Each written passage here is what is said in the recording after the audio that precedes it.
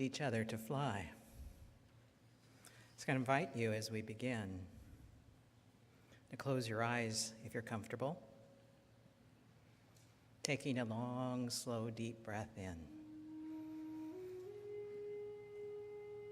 And as we exhale, listening to the voice of Spirit through the flute.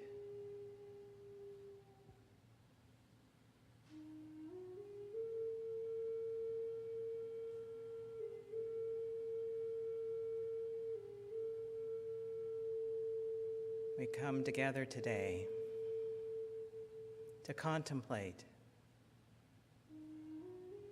the art of inclusion.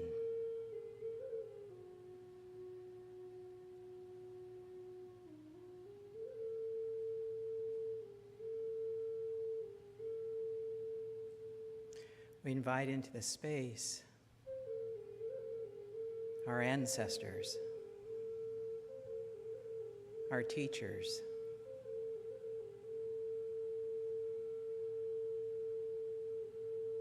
Ernest Holmes, all those who have gone before us, and the children of the next generations, all beings, for we are one.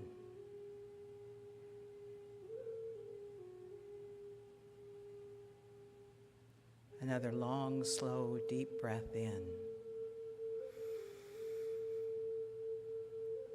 We relax as we exhale. Coming back into the space of the room.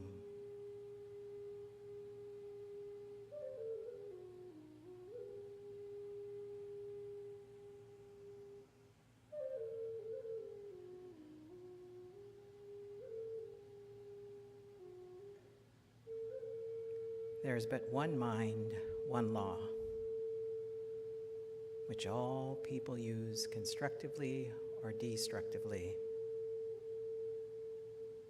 One spirit, one mind, one law, one substance, but many forms. It is that which we contemplate today, our relationship to the sacred.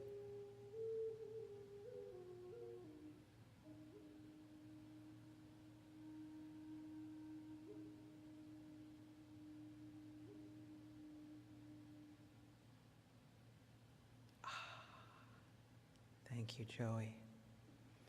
The sound sounds odd, Damien. I don't know if it's something, I feel hollow. So, the art of inclusion. Let's pause for a moment and kind of get our bearings. What does that mean? And you heard the reading that Candace did, and I repeated some of it. What does that all mean specifically for always me and to all those that I have relationship with? So think of the term art. Art. Anything come to mind for you? Creativity, expression, and specifically expression of what? Self, sacred human. We all have different expressions. It's all unique. So inclusion, what would inclusion mean? Inclusion.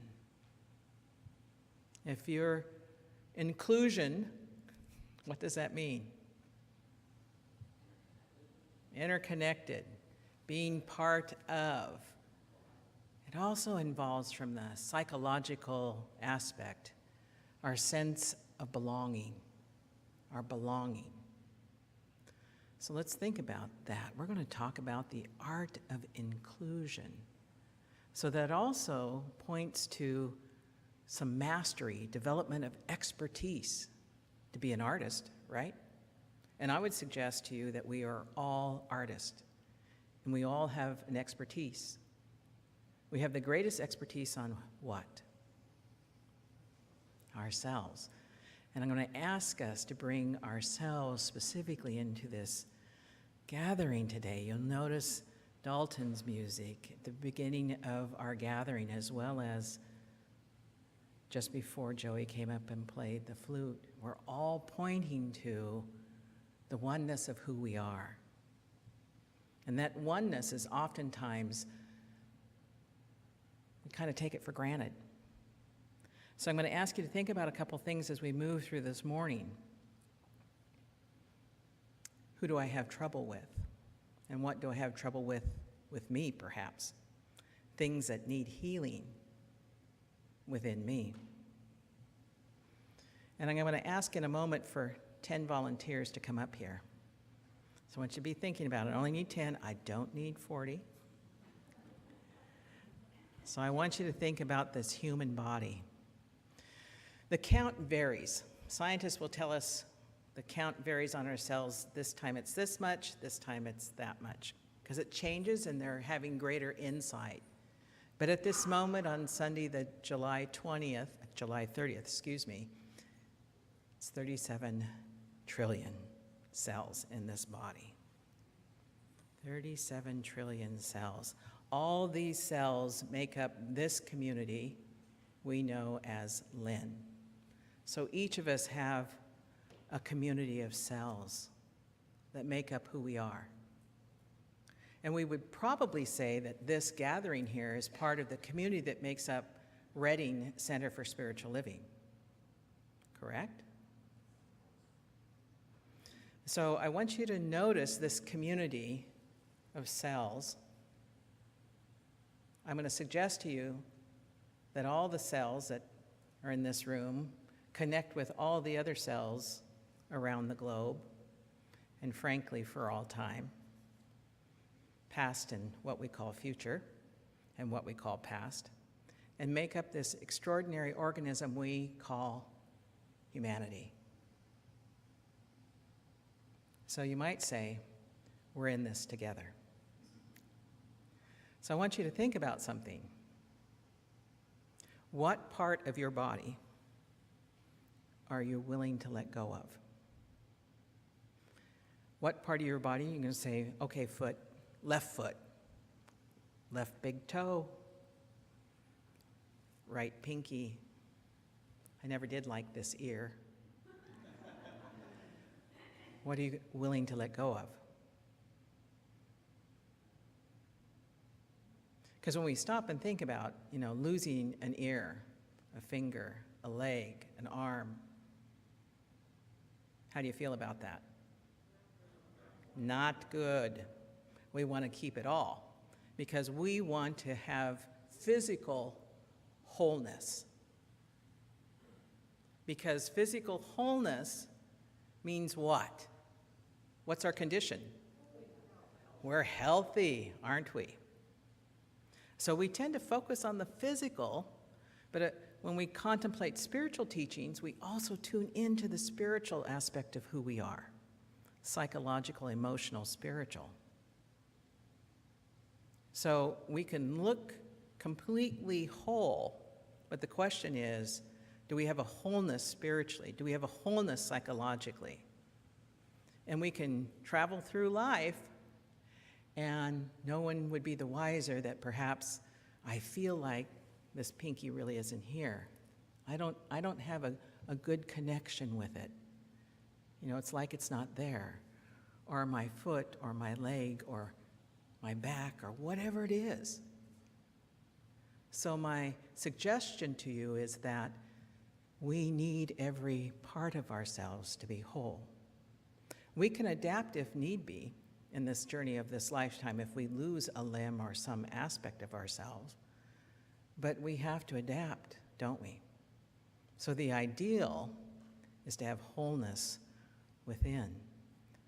And so I'm also asking you to think about what out there in the cosmos of the rest of humanity can we live without? I want you to think about a culture, or perhaps there's a faith tradition that is difficult, or you're uncomfortable with, or ill at ease with. It's important for us to recognize all that's out there is part of what makes us whole. And just as I wouldn't want to get rid of this finger or this hand, my goal would be to restore health if there's a problem, right? If there's something obstructing this, because then I have full capacity.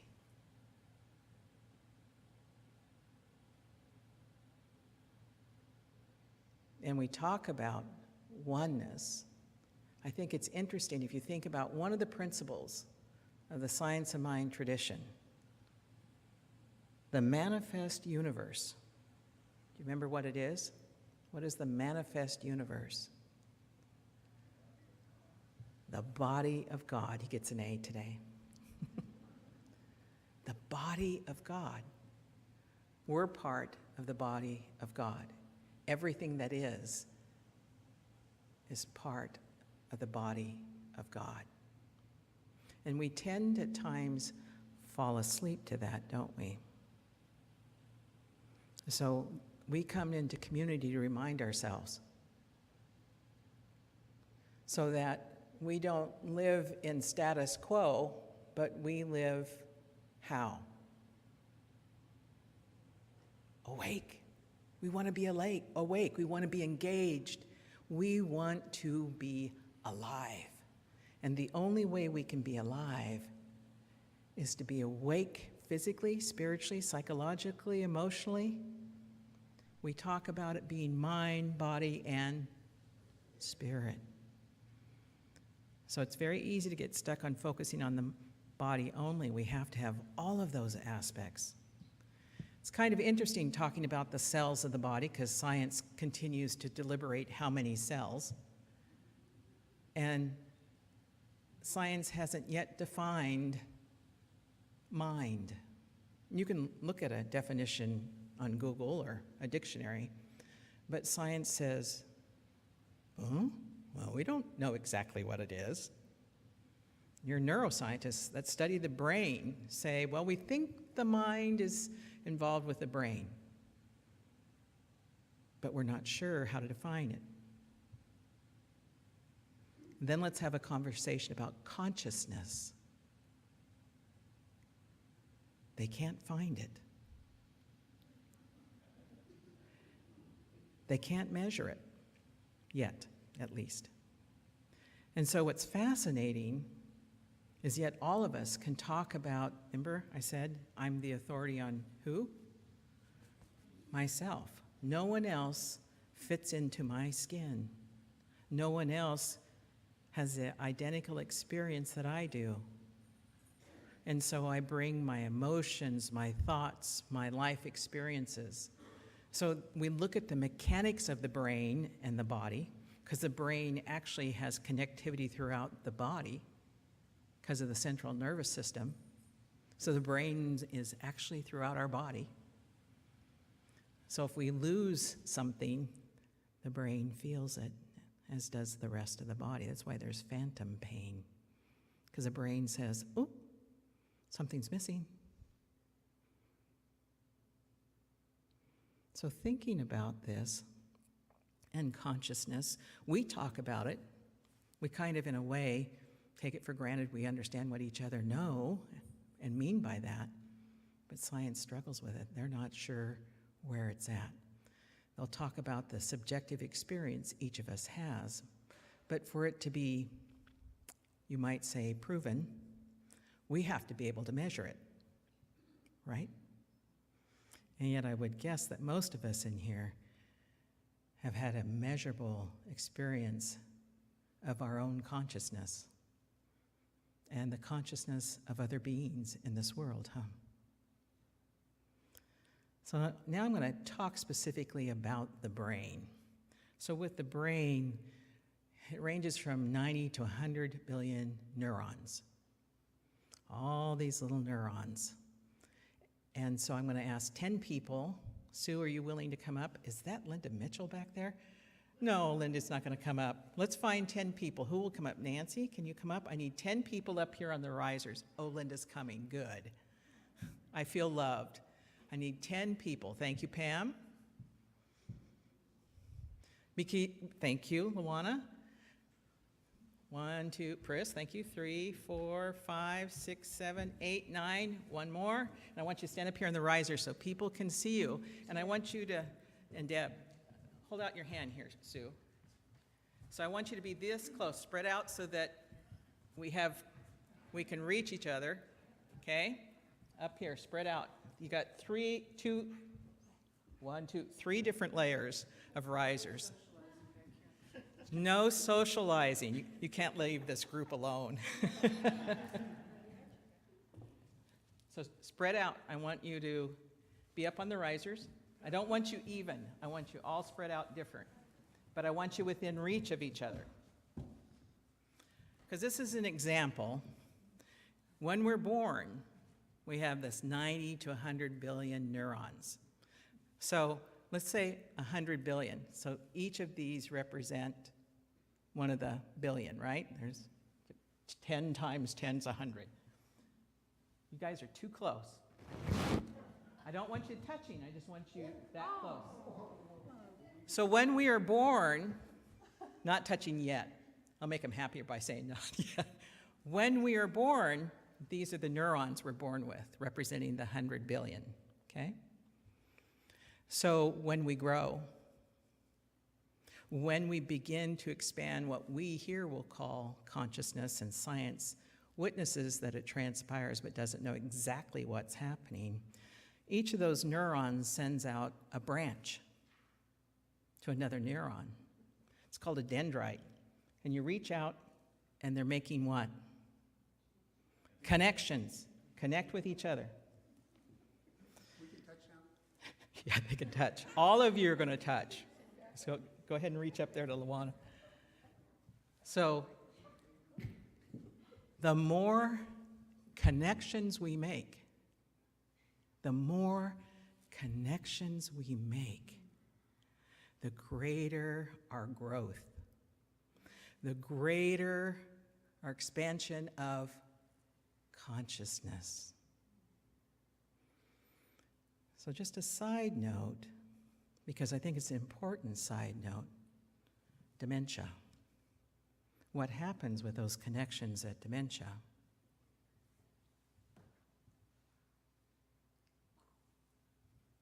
Those connections begin to atrophy, wither. I knew I shouldn't have touched her. You've been very good neurons. Thank you.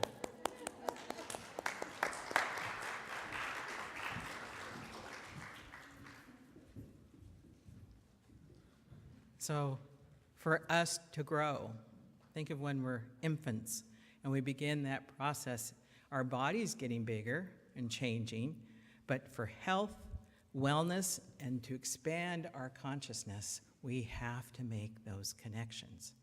And we want to do that how long in life? All the time. That's how we maintain health. Don't you think it's interesting that dementia is an atrophy of those connections? And I would say that probably right now in our global community, we see and experience some atrophy, don't we? So let's imagine I have a neuron within me and I recognize some atrophy. Do I just want to let it go? Do I want to put it to the back burner? Put it on the shelf? Forget about it? Because what happens? We cannot maintain health. What happens is dis-ease. Disease occurs. Fascinating, isn't it? Part of that inclusion, that's why I wanted to bring the art of inclusion in this illustration.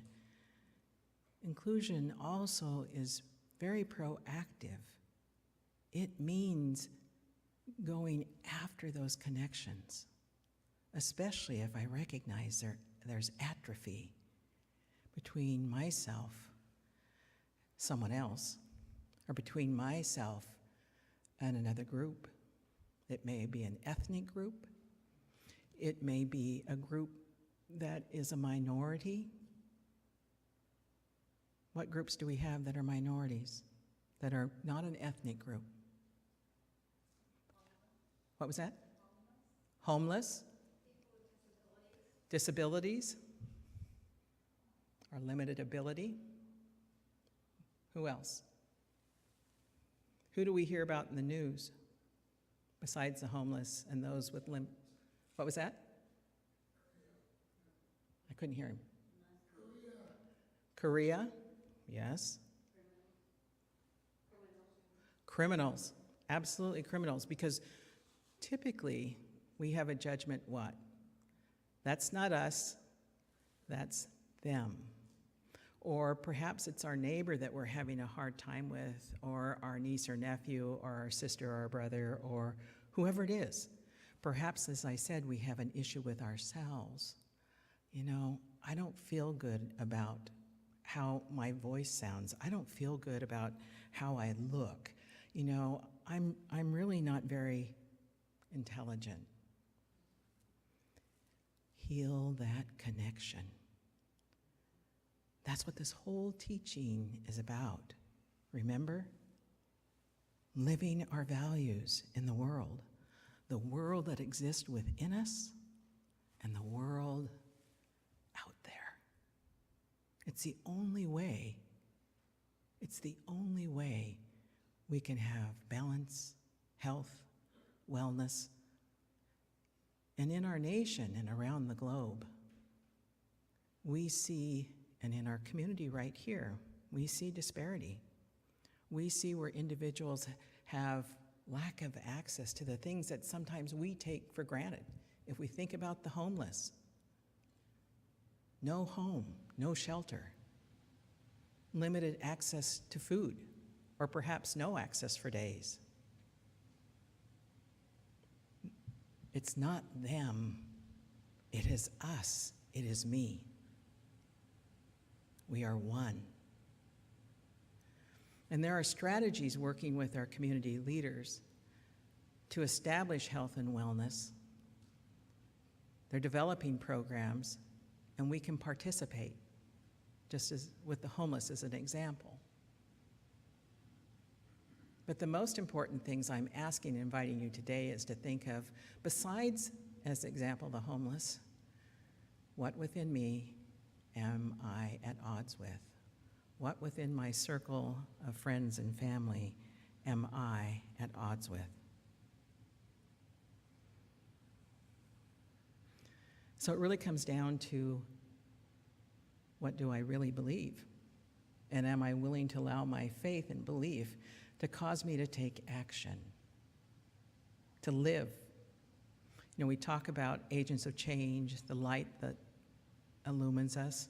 That's why this tradition is specifically focused on a campaign to activate us into larger community, our global community, as well as the community here. I mean, think of you all as neurons, making connections just here in this center. When we make those connections, we have the energy and vitality of each other to carry us on in a way that we cannot do individually. It's a very powerful thing. That's why it's said that we're, in this tradition, awakening humanity to its spiritual magnificence. We have the choice to use that consciousness, that one mind, that one life, constructively or destructively. And sometimes we think, well, I'm not doing harm to another, but it is more than that. I have to actively do good. Dang it. Where was that written?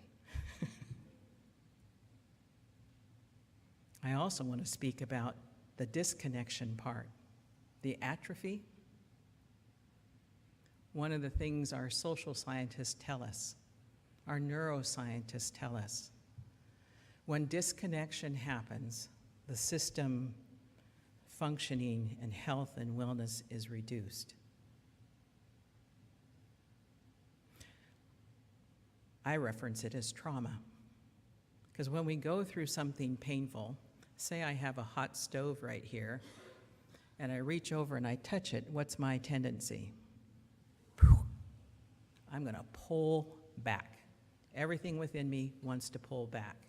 In that case, it's smart not to put your hand on the hot plate. But when we have a difficult relationship or a difficult experience, our tendency is to pull back. And while we may even decide that that's not a healthy relationship for me to hang out with that person,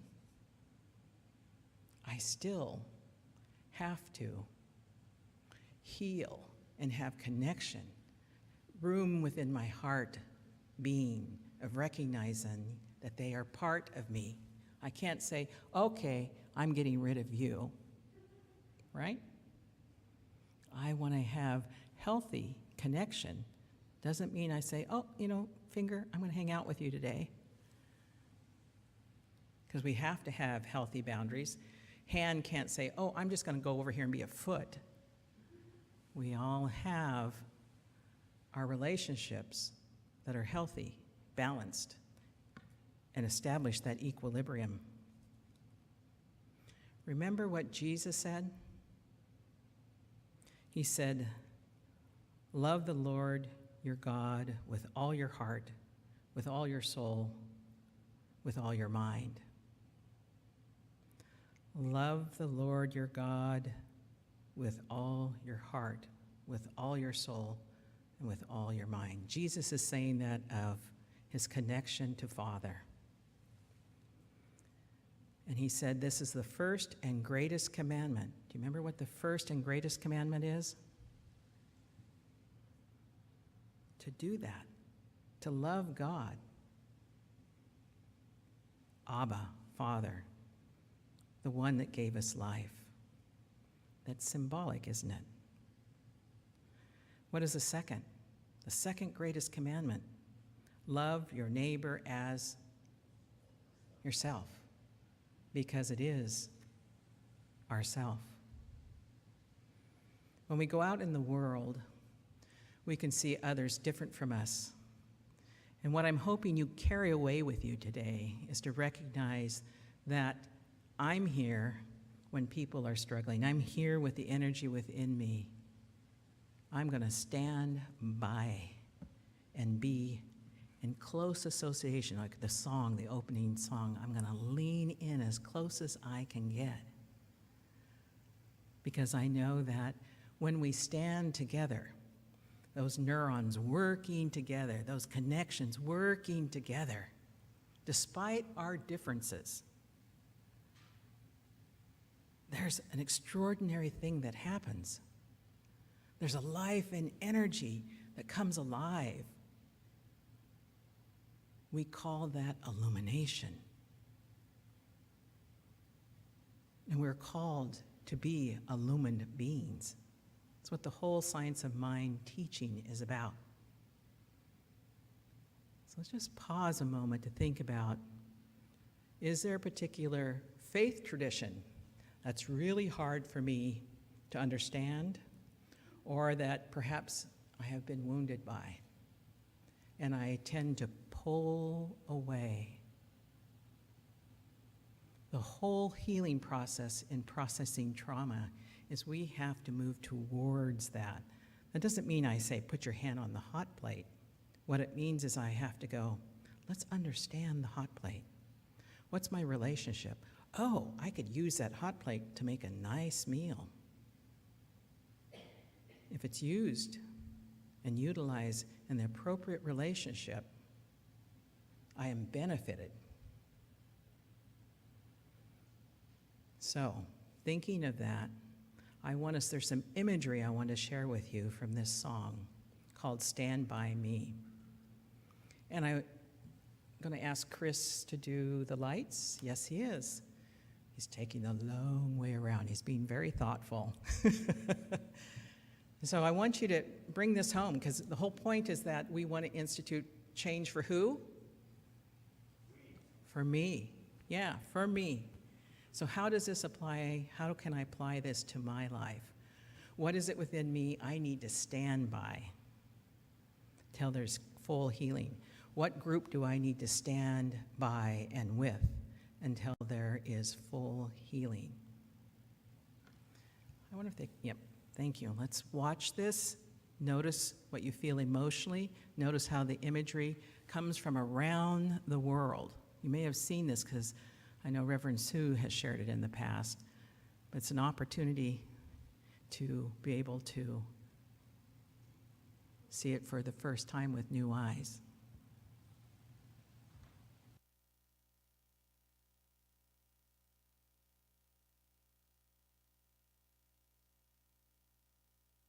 This song says, no matter who you are, no matter where you go in your life, at some point you're going to need somebody to stand by you.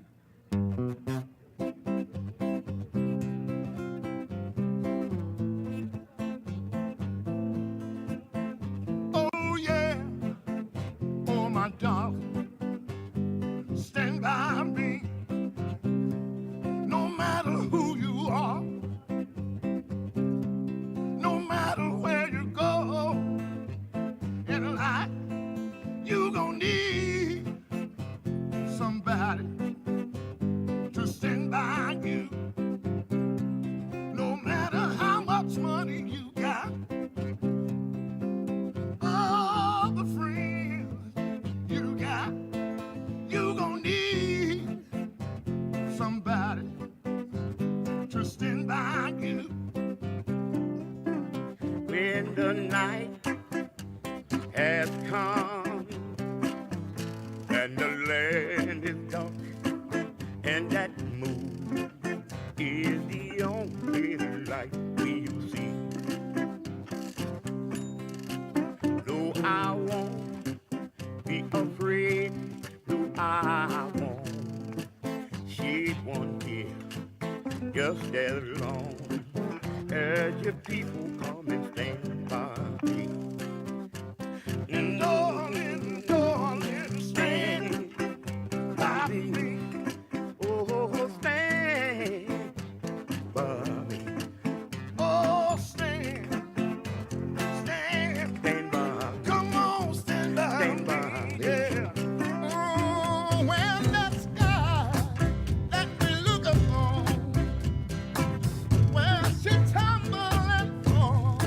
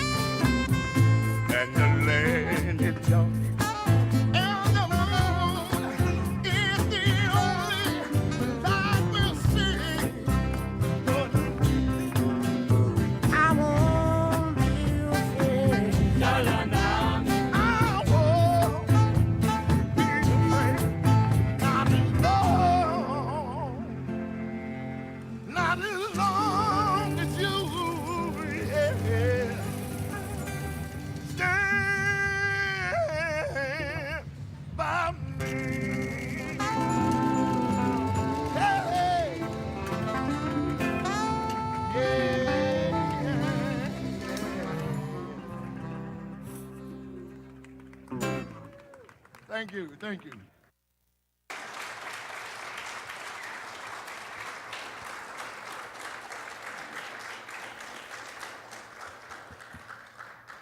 We are in this together, and we want to have that connectivity for health and wellness. You notice as we traveled around the world, the wings of the plane that carried us to other places. Those are the wings of spirit that can take us to places we've never imagined. So we open our mind, we open our hearts, we open those dendrites, those connections to a universe of possibility. So I invite you to close your mind, close your eyes, not your mind. Open your mind. Please do not close your mind.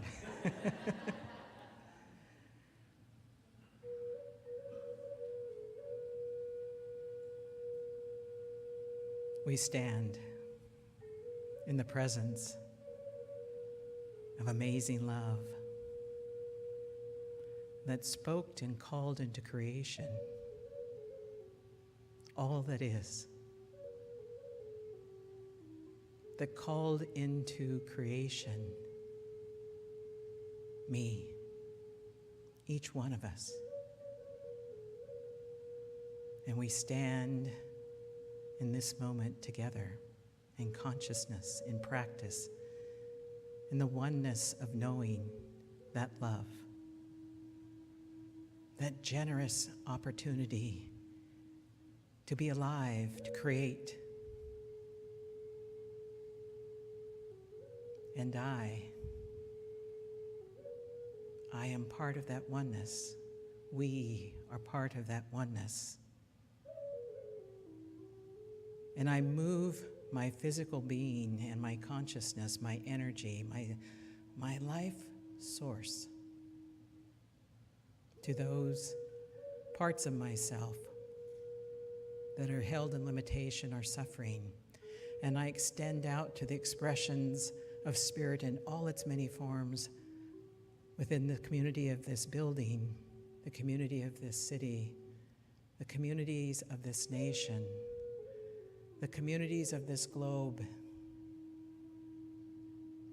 for all past generations, for all future generations, and the life and energy of all the universes.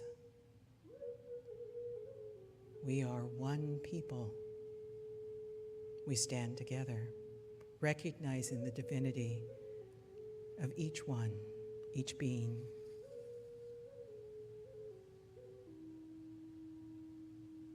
We look past the infirmities to the presence of spirit, to the possibilities of healing, calling it forth, connections, wholeness, and health.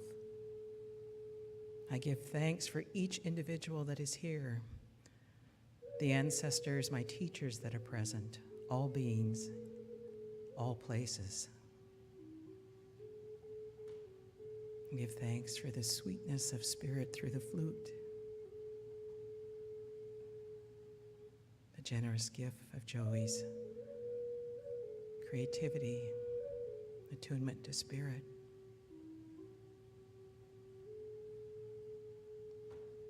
As we release this prayer, we do so with great love, connecting from within us to all that is, producing health, wellness, light, taking our values into the world as we become masters and artists of inclusion.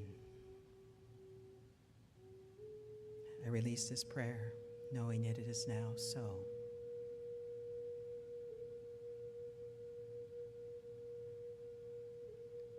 And so it is.